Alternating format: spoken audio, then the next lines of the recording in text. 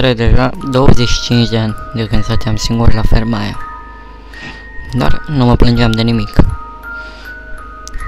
Dar totuși ceva a început să mă deranjeze într-o seară. Erau acele lanuri de fân care le așezasem chiar lângă casa mea. Acestea se mutau noapte de noapte. La început mă deranja, am crezut că sunt doar niște copii și le-am mutat înapoi. Ziua următoare m-am trezit și am observat un miros foarte ciudat. Nu știam ce e, așa că m-am dus să verific.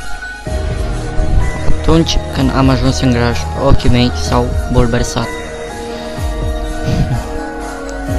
Toți caii mei erau decapitați, dar doar capetele lipseau.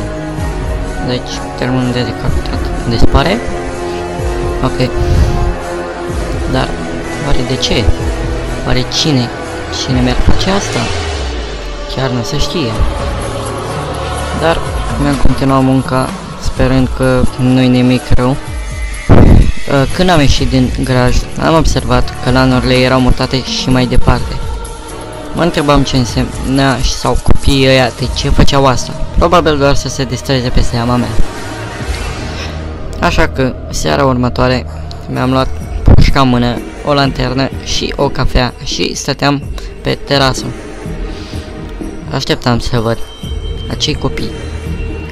Când eram cât pe ce să țipesc, pe la ora 2:43, încă țin minte, ceva se aude din pădure, din acele plante foarte mari. Era ceva înalt, destul de înalt, 2,5 m. Acesta muta foarte detaliat lanurile.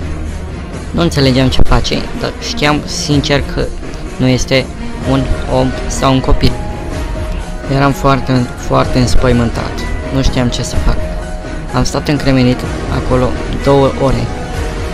După 2 ore mi-am făcut curaj și m-am dus înapoi. Dar nu mă dădea. După 2 ore m-am dus înapoi în casă. Revenindu-mi din șocul suferit, nu știam ce să fac. Așa că m-am gândit să fac o schimbare în viața mea și să mă mut de la acea fermă, chiar dacă acolo era toată viața mea.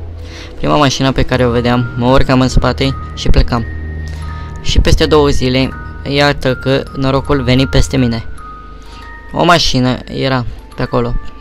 Dar, ce să vezi, când aceasta a trecut de acele fânuri care creatura le puse, ce să vezi, creatura ieși din botin, se urcă pe capote și am apucat să văd foarte clar